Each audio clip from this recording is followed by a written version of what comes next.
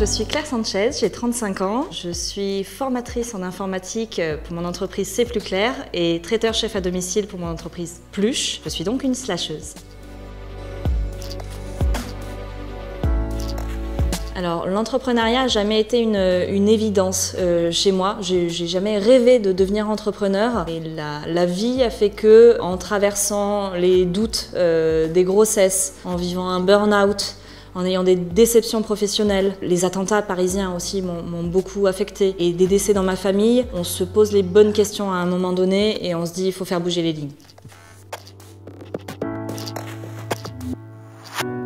Alors, la première difficulté qui a été un frein pour moi dans le lancement de mes entreprises, ça a été le syndrome de l'imposteur, assez courant dans le monde féminin, et ça a été une évidence chez moi. Je ne me sentais absolument pas capable et je pensais ne pas avoir les compétences pour accomplir la tâche d'un entrepreneur, ce qui s'est avéré être assez faux au final. Et le deuxième frein, c'était la peur de ne pas pouvoir subvenir aux besoins de ma famille, financièrement parlant.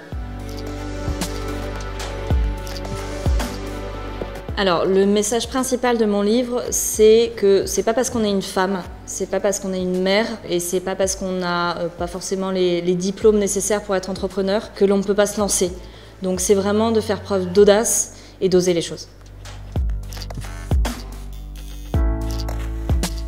C'est déjà effectivement de passer à l'acte quand on a peur.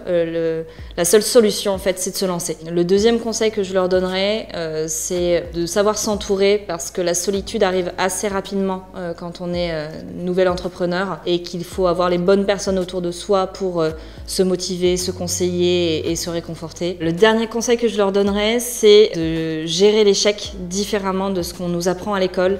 On a l'impression aujourd'hui qu'un échec, c'est la fin du monde, alors qu'au final, pour l'entrepreneur, c'est le début d'autre chose.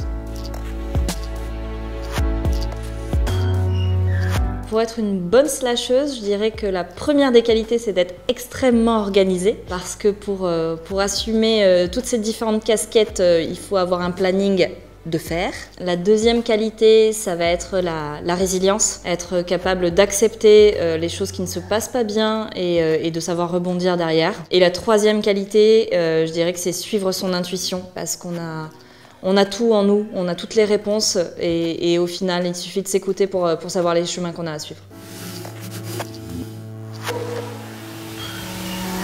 C'est très certainement celles qui m'ont mis des bâtons dans les roues durant ma carrière professionnelle, parce que ce sont ces personnes-là qui m'ont permis de me poser les bonnes questions et qui m'ont fait envisager une route qui n'était pas prévue au départ. Et puis bien entendu, toutes celles qui m'ont soutenue, ma famille, mon conjoint, mes filles, mes agents et toutes les personnes qui m'ont inspirée autour de moi.